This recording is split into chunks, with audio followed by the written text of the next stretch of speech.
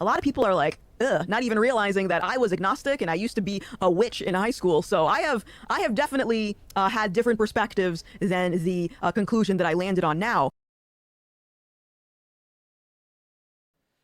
Hey everyone, welcome to Bold Reflections. My name is Jasmine, and today we are reacting to Gothix's video titled How I Cured My Depression Without Medication. Now, this is a very interesting topic because so many people are struggling with depression.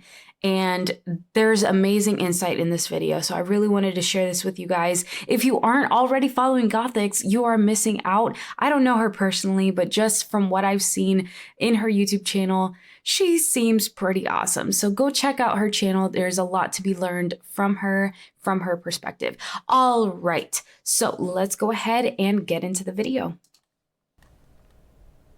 At it. The reason I wanted to make this video is because I think anxiety and depression go hand in hand, because if you have persistent anxiety, eventually it's going to turn into depression. So I want to talk about both of those things and how it relates to my life and give you some insight as to how I was able to overcome both of these things. I would say the majority of my life I've always dealt with serious depression, but recently, as of like a little over a year ago, I don't feel that anymore. It's just gone, and I want to share that experience with as many people as I can, because now that I'm out of that mindset, I see other people closest to me, friends, family members, who are also struggling, and I really feel for these people because I get it. Like, I totally get it, especially when you dwell in that depression so much that you feel like the only way out is hurting yourself. I get that. But there is another way to relieve that pain without having to hurt yourself or switch your gender.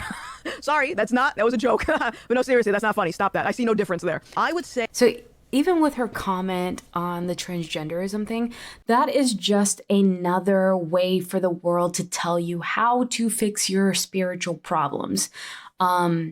When you are being attacked in this way, a depression, a severe gender confusion, what is the answer?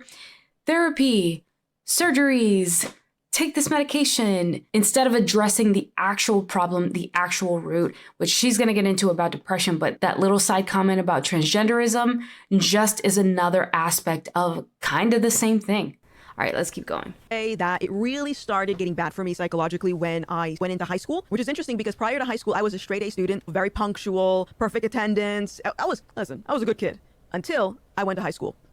That's when things got bad. And I think the politics of the high school environment is what I would compare it almost to the politics of having a social media presence. The more likes you get, the more admiration you get, the more you feel popular, the more you feel loved. The same thing is with high school.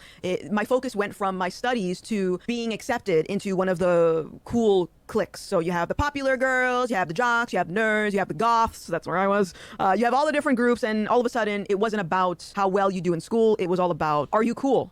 Are you doing all the cool things? You know, are you conforming to the culture of high school? And that's where my focus went. And also, I had trouble at home. My parents were going through a divorce, so all of that, as well as some other things, just sort of piled on and was really starting to mess with me psychologically. Long story short, I ended up dropping out of high school. I just wasn't doing my work. I wasn't showing up. I would skip school. Like, I was bad.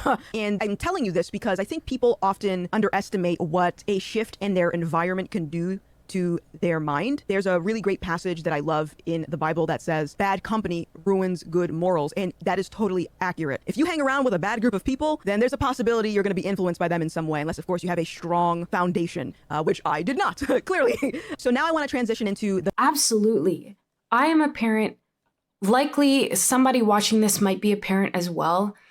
It's no surprise that we are living in dark times, and the school system often seems to be the root of a teenager's or a young student's first bouts of depression often come from this environment. Not only are we seeing just the absolute depravity sinking down into the younger and younger population. So when I was working in that world myself, as an adult, I remember how it was when I was in school, and yet it was so much more broken when I worked there as an adult. Children, basically, if you're in junior high or high school, you're a child. Children having relations in the bathroom, smoking, either vapes or weed in the bathroom. They were doing like these 30-second bouts of fights in the bathroom. It was crazy. And the discipline does not get addressed. It's broken from the top down. The rot is everywhere. And it doesn't matter if you are in a great school system or a not so great school system. It's from the top down. It is the breakdown of the family manifested in the mandatory attendance of a vast population of broken people together. And there's no Bible, there's no prayer. So where's the outlet? The outlet is going to be like, oh, okay, well, we have a school counselor. And by the way, today's day, these school counselors are allowed to socially transition your child in most states without your knowledge. So yeah, I don't know, just super broken. Be careful, parents, with what's going on in these high schools, because you really need to fight the indoctrination. Even then, even if you don't feel like the indoctrination's happening, they are spending the vast majority of their life in school. What are they being exposed to? And it's just a toxic environment. It's super toxic.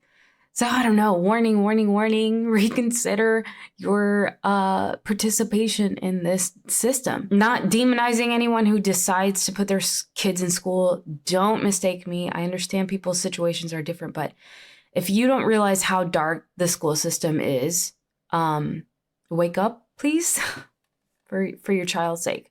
All right, let's keep going. It's that I use to treat my depression, or at least attempt to. Therapy was probably the most common thing that a lot of people have tried, and it worked for a while, and then that wore off. Let me make this very clear, because a lot of people like to take this out of context when I say this. I am not against utilizing a therapist. However, I would encourage you to really be careful about what therapist you work with. There was a study out, I can't remember the number off the top of my head, but the vast majority of therapists have a left-leaning, progressive, liberal worldview, which means that their worldview is going to influence the advice that they give you, okay?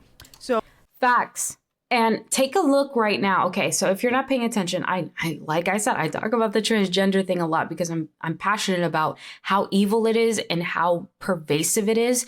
But essentially, the comment about the counselors, the therapists, did you know that in Canada, and if it's not already here in the States, it's coming.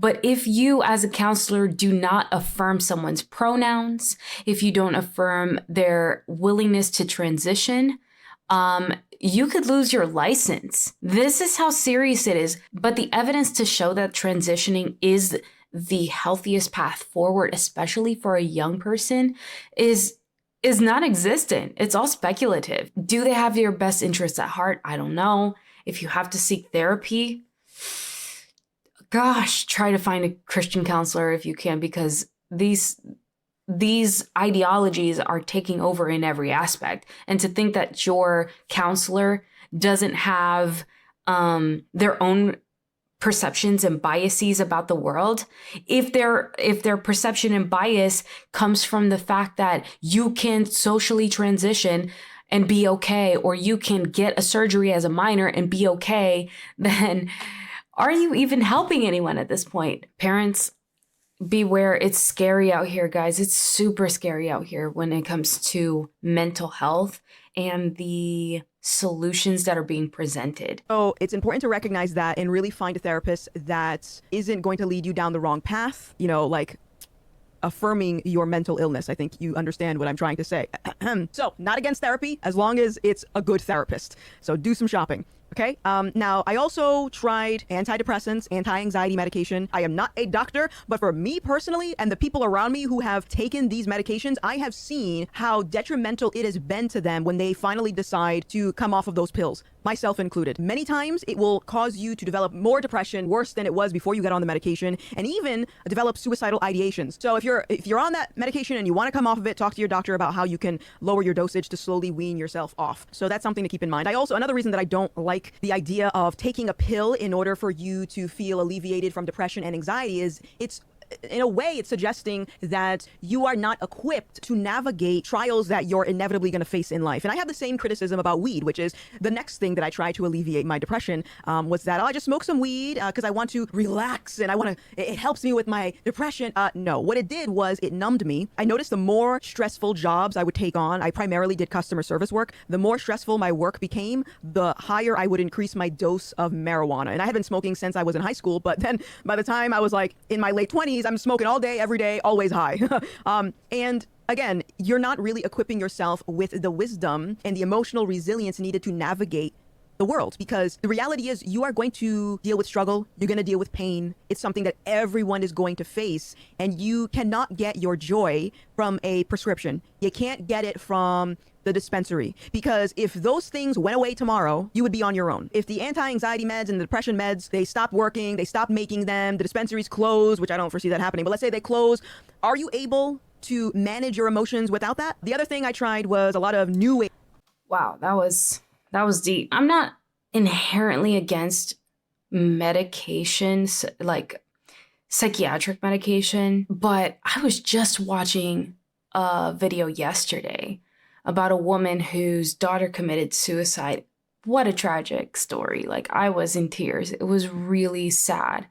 And she had, medication that she was taking. They changed the dosage and it caused her to spiral even further than she was already spiraling. So I don't know. It makes me feel distrustful of these medications. It seems like just a Band-Aid. And I think that's what she's alluding to here. The funny thing is, the Bible equips us to handle the darkness of this world. And that's what all of these solutions tend to miss. And, I'm reminded of, I don't know if you guys have seen Rick and Morty, but do you guys remember, if you have seen it, the episode of, oh gosh, I think his name was Mr. Needful or something, but he was basically the devil, and he wanted to sell these miraculous things, but they would always come with a really serious cost. If you know, you know. But essentially it's like, okay, so we're offering you the dispensaries and you can have all the marijuana you want.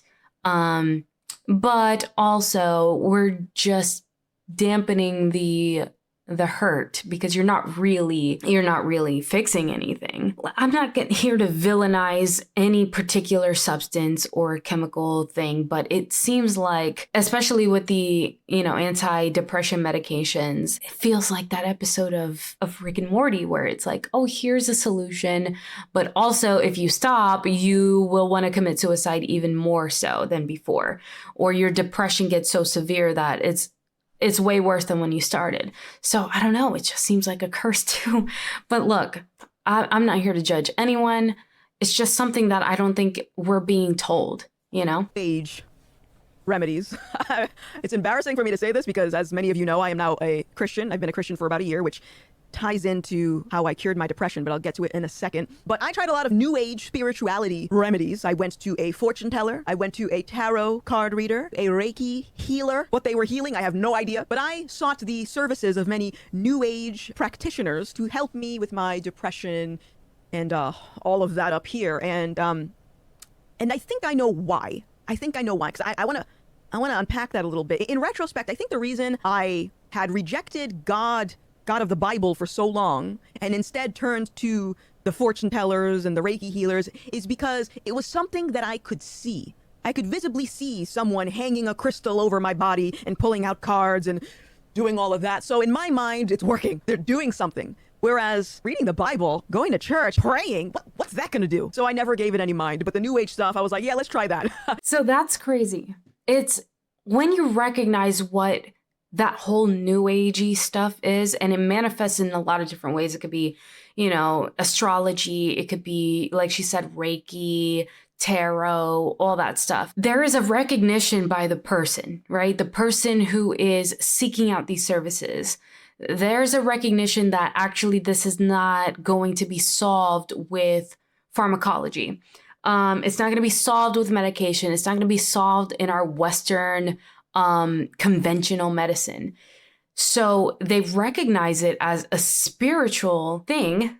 They're just seeking a demonic solution instead of the solution of light. And of course, the devil does not come with, a pitchfork, and he comes as an angel of light. It seems like it's this miraculous, wonderful thing, but it's actually in reality rooted in demonic forces. So very scary, actually, because they get it somewhat right. But if you're not rooted in biblical truth and you don't realize that the Bible tells you to stay away from those things, stay away from sorcery and fortune tellers and all of the things, then you'll just be led right into it because you realize that it is a spiritual thing. Something's off spiritually, but you're not recognizing the guide, the word of God telling you a red flag over there. Stay away, stay away, stay away, and come over here for some actual healing and some actual peace. All right, let's keep going. Of believing that crystals would heal me. So I started to collect a lot of crystals, different types that would heal different emotions. It's so stupid, y'all. Imagine thinking that you can get healed by a rock. It's crazy. But I was desperate. But all that to say, I wanted to share this embarrassing story with you. I feel like a lot of people do that. A lot of people think that they can get their joy in things, right? And I think this also goes hand in hand with the way our society has become so commercialized. And we hear it all the time. If you buy this thing, the more you get, the more you'll be happy. And that's not the reality. Next thing you know, you have an apartment filled with things that you never use, and they're just collecting dust. They don't bring you joy. They're just there. You bought it on impulse in the moment. And so aside from those methods, the other thing that I recall doing, and I think this is something that a lot of people can relate to, is I would try to cure my depression by striving for a particular change in my circumstances. So for example, if I was feeling lonely and just really sad, especially around Valentine's Day, I would say, if I only had a boyfriend, I would be happy. When I would go on social media and I would see my friends on vacation or with a new car they bought, I would tell myself, if I only had a higher paying job, I would be happy. If I only hit the lottery, I would be happy. If I only had this promotion, I would be happy. Newsflash, I know a lot of people that make way more money than I do, and they're miserable. If I only had this, if I only could do this, if only, I would be happy. And these are rules that I created in my mind to convince myself that I was essentially waiting for permission to not be depressed anymore. So now, so there's something that she said there that made me think of a Bible verse, of course, because the Bible is wisdom. So essentially in Matthew 6:24, no one can serve two masters. Either you will hate the one and love the other, or you will be devoted to the one and despise the other. You cannot serve both God and money. And the Bible talks about the God of money being Mammon. So there's actually an entity. He's not God, but he is an entity with a name. And it represents, it's this personification, the spirit of elevating that money, that materialism, essentially, is what it is. And the second thing that came to my mind, beside the God of mammon and materialism, is this idea of being content in every circumstance. In our nation, in our society, there's this idea that we are entitled to happiness. And if you follow the Bible, or if you're familiar with the Bible, which is the guidebook of life from the words of the Creator himself, there is no promise of happiness. There's an acknowledgement that there will be suffering, but that through him, all things are possible. Now, what does possible mean? It doesn't mean that you're not going to suffer or that you're going to be happy in life. That's not the point. We are just passing through this life. The real prize is at the end, or the real torment is at the end, depending on what you choose with your free will that God has graciously given you. However, there's this, chasing happiness, and that can come in the form of things and money. It can come in the form of sexual gratification, lust, because that makes you happy. It can come in the form of drugs, whatever that looks like, alcohol, partying, but none of these things will give you the happiness you desire, because it's not really happiness. Happiness is fleeting. How can you maintain happiness when you're in a depression? You can't. No, nothing is going to cure that depression or ease that anxiety. No thing can do that. And no false perception, no false God of happiness can cure that. Only the peace and the love and the understanding and the joy that comes from the Lord, who created all things, who created this need for his completion, will you find those things. So even when something really tragic happens in your life, if you're not rooted in that foundation, you're going to be seeking these other ways to fix this gaping wound in your spirit.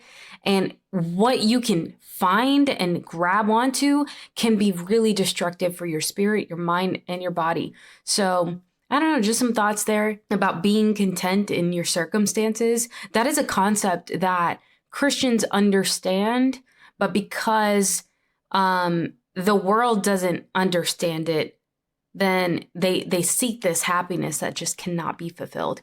All right, let's continue. Created in my mind to convince myself that I was essentially waiting for permission to not be depressed anymore. So now here comes the tricky part. And I say a tricky part because it's not tricky on my part, it's tricky on your part. The majority of people watching this video are probably going to get really turned off about what I'm about to say. Listen, I've seen the comment section, and a lot of people haven't been enjoying the direction in which I have been taking my channel, specifically as it relates to me professing my love for Jesus and talking about God. A lot of people are like, ugh, not even realizing that I was agnostic and I used to be a witch in high school. So I have definitely had different perspectives than the conclusion that I landed on now. All that to say, I would be lying to you if I said that God had nothing to do with curing my depression. I would be flat out lying. And I'm sure many people will say, well, that's probably just a placebo, right? God didn't do it, you did it. You got yourself out of that depression. Well, consider what you're actually implying by saying that statement. If I got myself out of the depression, then that means that I chose to go in it in the first place. And my entire life living with this depression, I could have at any point said, you know what, I'm done. It's not what happened. Listen, I'm not going to force you to stay here. And if you want to leave, I wish you the best. And I pray that, this whole depression that you're dealing with, you won't have to deal with it for much longer. But I also want to encourage you to stick around, because I have a feeling you're going to be able to take something from my testimony to apply it to your life. All that to say, the thing that got me to the place where I am now, where I'm not having to deal with depression and anxiety and all that stuff, was a conversation that I had with my friend Graham. And if you guys don't know who Graham is, he is the director of the Gothix documentary. That's me, Island, filming this documentary. He noticed that I was really depressed. And this was during a time where a lot of my viewers that used to watch me on Twitch, they stopped subscribing to me, they stopped supporting me because of my political opinions. This was around the 2020 election, so there was a lot of political division, as it is right now. This was also in the middle of COVID. I started researching a lot of these social justice movements and realizing that a lot of it was backed by Marxism, and going down a rabbit hole and realizing how screwed this country is. And that was blackpilling me. I became so depressed, and there were days that I would be at my desk crying, just seeing bad news after bad news on my timeline. And I was so dejected. I was in a state of despair, and I just couldn't get out of it. And Graham was the first person to challenge me directly. And he asked me one day, he said, so you're depressed. What have you been doing to fix that? And I gave him the list, therapy, weed, antidepressants, and trying to not pay attention to the news, which is easier said than done. And he asked me, so is that working? And I said, no, it's not. And it was at that moment, which is crazy, because prior to this conversation, I'm thinking to myself, Vanessa, like, you crying at your desk every day, you smoking weed, getting high for hours on end isn't doing anything. What's the plan? But it was at this moment that I was face to face with someone who wanted me to really work through my logic. And that's when the seed was planted, I think, because... Okay. How powerful is this, Christians who are watching? Oftentimes, we are in conversation with someone who needs Jesus, and you can tell that Jesus could be the solid rock, the saving grace in their life if they would just open their eyes. But we don't want to be judged. But we know that this person's an atheist, or they're living in this lifestyle that is not congruent with biblical authority, and we don't want to offend them. because we want to maintain this friendship. We want them to view us in a favorable way. But this Christian was bold. This Christian did not care about his status in her eyes and actually loved her enough to share a different perspective. So be bold, Christians. Don't be afraid of your faith. You never know what kind of seed can be planted in that conversation. And may God give you the words and the wisdom. Maybe in that first moment that you have an opportunity to share a different light and to start sharing the gospel with somebody, maybe you don't mention Jesus or church or anything like that, but you just kind of put a little question out there. How's that working for you? Where the world will just be like, oh my gosh, that's really sad. I really hope it gets better, but you're not offering any solutions. Don't be afraid to say Jesus' name. Do not be afraid. If you deny him before man, he will deny you before his Father. So be bold. That's all I can say. Be bold. This is Bold Reflections. So, coming from me, be bold. You got this. From there, I started to surround myself with other Christians. I went to see his family in Idaho, and I stayed in the Big House, which is a Christian boarding house that's run by his parents. And before I went, I had all of these preconceived notions about what Christianity was. I assumed that everyone was going to be stuck up, just uptight, basically a stick up their butt. Like I thought that was what Christianity was. And then I meet them, and I'm like, why are they so happy? They're so nice, they're so hospitable, they're so gracious. We can have a conversation and have disagreements, and no one's yelling at each other. Like, what is going on? These are not the Christians that I saw on TV. I was so confused. And so when I returned back to Rhode Island... Isn't that sad? Isn't that just such a tragedy? If you are a Christian and you consider yourself to have been saved, isn't it sad that the perception of the body of Christ is that we're stuck up? Instead of, or stuck up and judgmental, which unfortunately there are Christians who make others feel that way. But what we're trying to convey is there is freedom, actual freedom in God's word. But you can't access that freedom if you're living in a lie. So oftentimes the world will perceive that as being judgmental when really it's love. Trying to show you how much I care about you as a person, that I want you to know Jesus because he can actually heal you. But instead, the world just demonizes Christians, and it's pretty sad. But keep up the good fight, people, because you never know what kind of seeds are being planted. Shortly after, I saw an ad on Facebook for a Christmas event at a local church, which is the church that I'm still going to now. And I said, you know what, I want to go to this event. They have a petting zoo and food trucks. Let's go check it out. And so I went there, and instantly, the minute I walked in, I noticed the same thing. Everyone was vibrant. They were smiling. They were happy, so friendly. A big difference from everything I was consuming on social media and in the news. And even when I would go into the city, people just got this mean mug on their face. They're just angry about something, the patriarchy or whatever. Like, they're just angry. And I go to church and I notice that everyone is so happy in the midst of a pandemic and political division. And why is everyone so happy? I could not explain it, but it got me to really think about this. What is really going on here? What I recognize now that I didn't realize back then is the entire Christian worldview is a natural antidepressant. I mean, just think about it for a second. If you believe in Jesus, you believe that when you die, you're going to live in heaven for all eternity. So logically, it doesn't make any sense for a Christian to dwell in despair and misery for the trials and struggles that they deal with here on earth, because as I said, that's an inevitable part of life. No one is going to be able to avoid those things happening. But the difference here is that Christians have hope because they understand that the battle is already won, that when they die, they're going to go to heaven. So even though you have to deal with this mess here on earth, don't sweat it. God's got you. Everything's going to be okay. Another way of looking. Wow.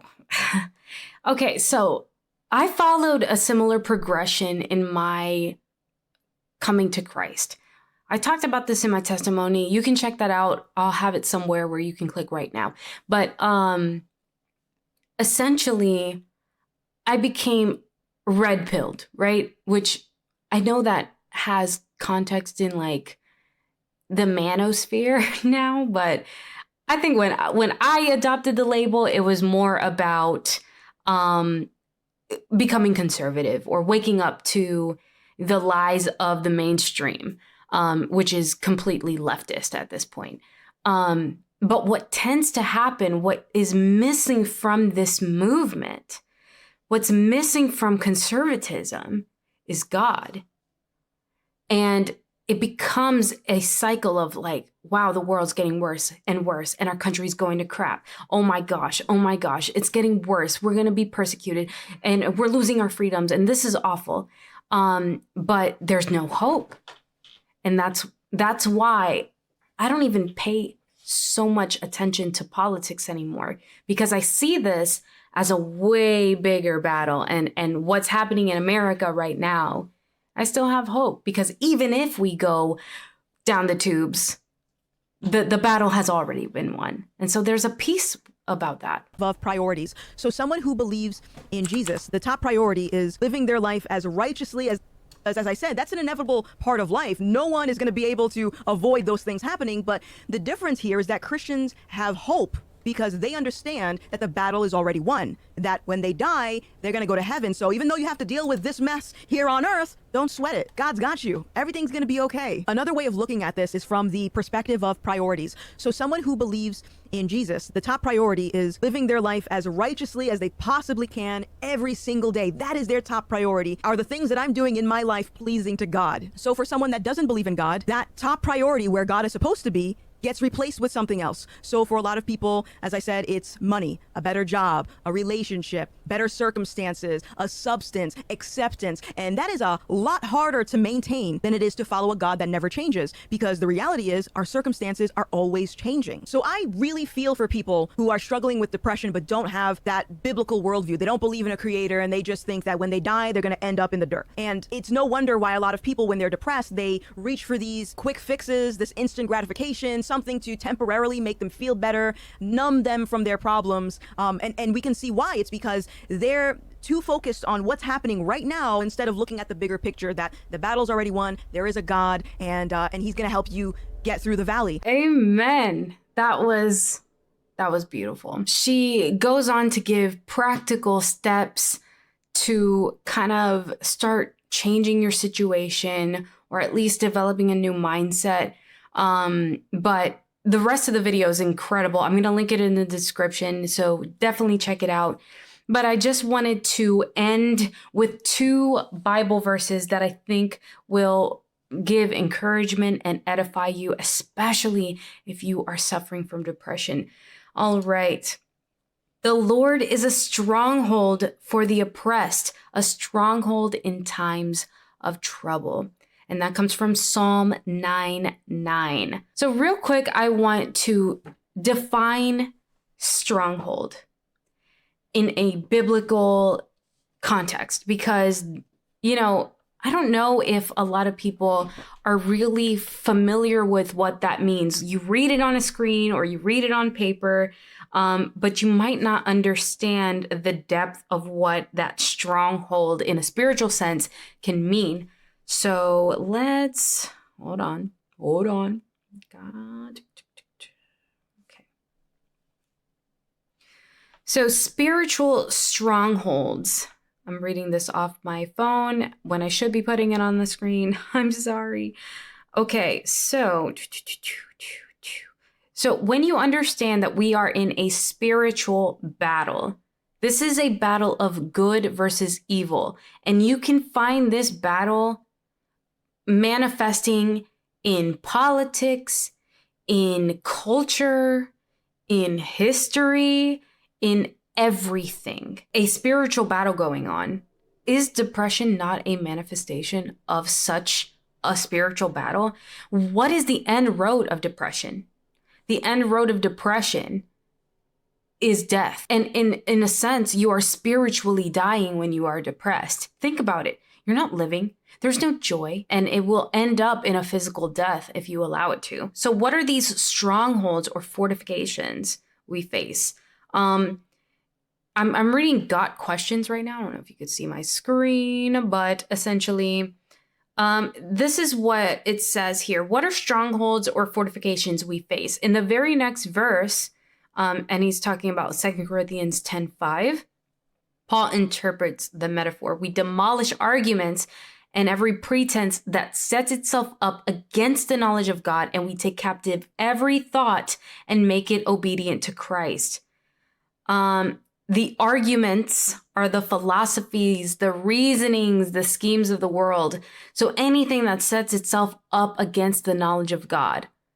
So that could be, these psychotropic medications that we're discussing, or what is, depression. It's a chemical imbalance. It could be a chemical imbalance, but it feels a hell of a lot more spiritual, doesn't it? Here's the picture, according to Got Questions. Here's the picture. The Christian, wearing his spiritual armor, bearing his spiritual weapon, sets out to conquer the world for Christ, but he soon finds obstacles. The enemy has erected strongly fortified garrisons to resist the truth and thwart God's plan of redemption. There's the fortress of human reasoning, reinforced with many subtle arguments and the pretense of logic. Remember, the Bible is logos. The word of God, which is the Bible, is logos. It is logic. So anything that goes against the logos of God, if it doesn't support God, like if you have a scientific argument that essentially contradicts the Bible, then it's a stronghold. It's a pretense of logic, but it isn't actually logic, because the Bible is the truth. There is the castle of passion with flaming battlements defended by lust, pleasure, and greed. There's the pinnacle of pride in which the human heart sits enthroned and revels in the thoughts of its own excellence and sufficiency. And that's what she was alluding to earlier when she was saying that, you defeated this battle. You got yourself out of it. It wasn't God. That's a placebo. No. Quite the opposite. In fact, it is the pinnacle of pride that keeps so many people from finding God and actually the cure to their ailments. And the second Bible verse that I think will really help you comes from Psalm 41 and 2. I waited patiently for the Lord. He inclined to me and heard my cry. He drew me up from the pit of destruction, out of the miry bog, and set my feet upon a rock, making my steps secure. Is not depression a pit of destruction? Is it not a miry bog? Just that imagery really shows what this fight actually is. This depression that you are suffering, that takes every ounce of your strength, all of your joy. It steals every good feeling that you have. It's all miry, like a miry bog. I love that. But essentially, there is hope. Where else? Where else are you seeing such a hope? It's not in the red pill community. It's not in the conservative movement. None of that, because the conservative movement, as grounded in truth that it can be, is missing the mark. It's not about this politician winning or that politician winning. Politics is important, don't get me wrong. It matters who we have in office, very much so. It's important to pay attention to. But if it's not rooted in something deeper, you're not going to find your satisfaction and fulfillment from it. So it does nothing for your depression except worsen it, honestly. You're not going to find it in substances. Those are Band-Aids. They're salves. They're not going to fix the wound. You're hemorrhaging and you're putting a Band-Aid on it, essentially. But Jesus is the way, the truth, and the life. So defeat those strongholds. Allow him to take you out of that pit of destruction and set you on the rock that is Christ. All right, so I hope you enjoyed this testimony. If you're interested in watching my testimony, then you can click right on the little pop-up that's gonna come up here. Yes, right here. I will put it in the little phone thing if I can, but check it out. I hope you enjoyed this video. Make sure you check out Gothix's full video and make sure you like, comment, subscribe. It really helps us grow. All right, that's all I have for you guys today. And as always, God bless.